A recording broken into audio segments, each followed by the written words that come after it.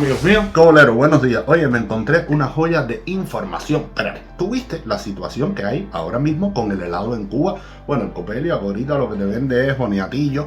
Bueno, esto lo publicó una página llamada Cuba en la Memoria. Lo publicó una persona que se hace llamar de Jacome y se titula El helado en Cuba. El tipo empieza con un resumen súper magistral de toda la historia del helado. Les voy a leer algunos fragmentos y después vamos a ver cómo fue la cosa en Cuba. Brutal. Dice: se pudiera fijar como antecedente el consumo de bebidas heladas o enfriadas con nieve o hielo en las cortes babilonias. Antes de la era cristiana, hacia el 400 a.C., ya en Persia existía un plato enfriado, una especie de flan hecho de agua de rosas y cabello de ángel, el cual era servido a la realeza durante el verano. Los estudiosos consideran que fue en el 1191 después de Cristo que se inventó el helado que conocemos como sorbete.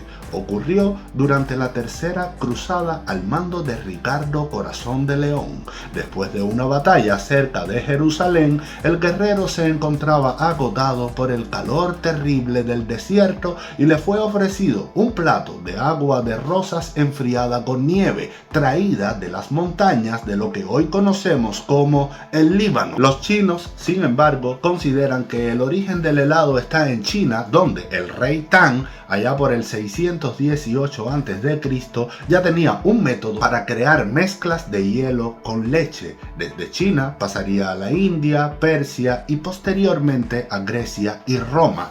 Es Italia, en la Baja Edad Media, en donde encontramos referencias documentadas de su presencia en Europa. Marco Polo, en el siglo XIII, al regresar de sus viajes al oriente, trajo varias recetas de postres helados usados en Asia durante cientos de años. La importancia de tener nieve para enfriar y para fabricar refrescos hizo que en el siglo XIX se llevara a Cuba en barcos, ya que no era posible obtenerlo de las sierras del continente. Hasta mediados del siglo XIX, el hielo nos llegaba desde Inglaterra o los Estados Unidos en barras envueltas en acerrín.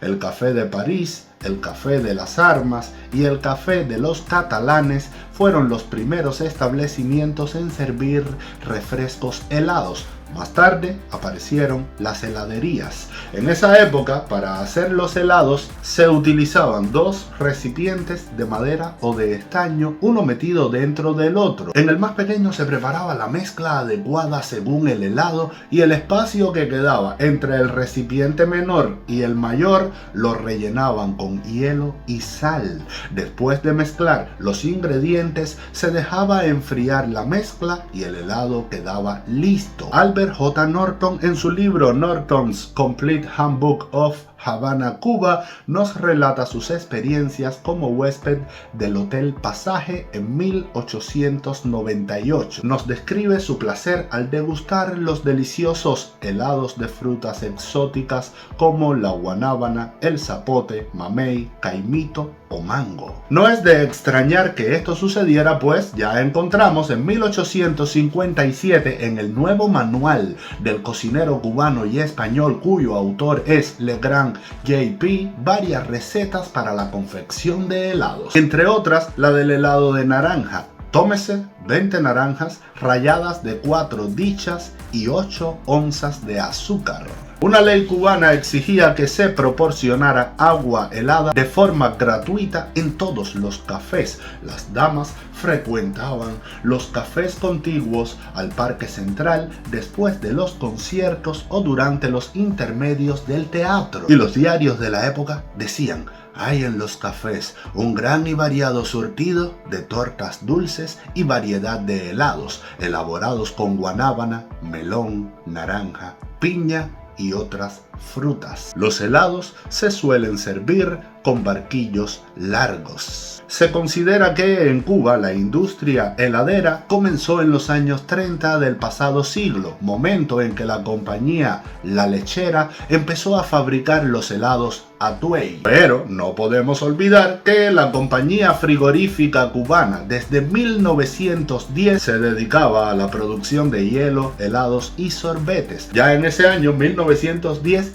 producía 120 galones de helados por hora. En 1925, según aparece en el libro de Cuba, la compañía abastecedora de leche de La Habana también disponía de una fábrica de helados, incluso con aparatos de los más modernos que garantizaban un helado elaborado a la perfección con aguas limpias de bacterias y materias primas, en su mayoría de la casa, especialmente huevos y frutas de sus fincas, guardando escrupulosamente todas las reglas sanitarias y sin recurrir jamás al uso de las perjudiciales materias colorantes. En 1949 surge en Pinar del Río la compañía San Bernardo Lácteos S.A., que a partir de 1952 comienza a producir los helados de igual nombre. En abril de 1960 se trasladaron a la avenida Rancho Boyeros, kilómetro 7,5. Será en estas instalaciones y tras su nacionalización que en 1965 se inaugura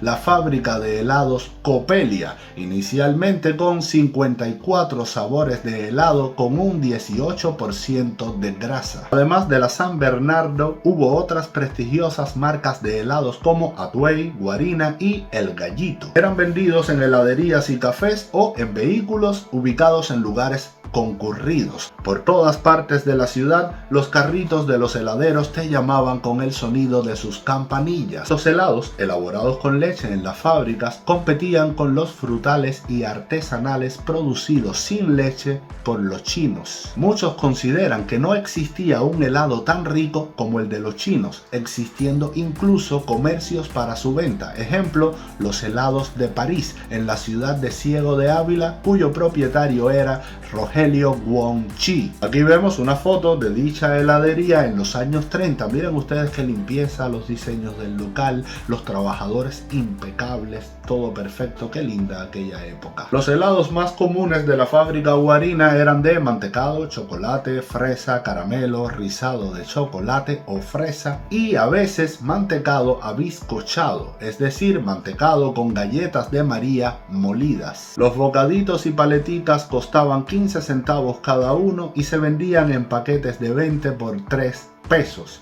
Las pintas costaban 50 centavos, los galones 4 pesos y los vasitos 10 centavos. No siempre tenían el coco glacé, que creo recordar que tenían un precio de 50 o 70 centavos cada uno. Tomar helado forma parte también de nuestras tradiciones y un buen ejemplo de ello es su consumo por los cubanos de la Florida. En 1984, en la Latin American Cafetería, comenzaron a usar el helado de mamey para hacer los batidos. Un cardenense de nacimiento, Charlie Wright, quien entonces era solo un vendedor, tuvo la visión de que el mercado había cambiado. La afluencia de cubanos tratando de rescatar los sabores que añoramos de nuestra isla dio un giro a las ofertas y a la compañía Valentini, de la que Wright era presidente. Trajo a la Florida los sabores del trópico caribeño y especialmente de las frutas típicas de Cuba como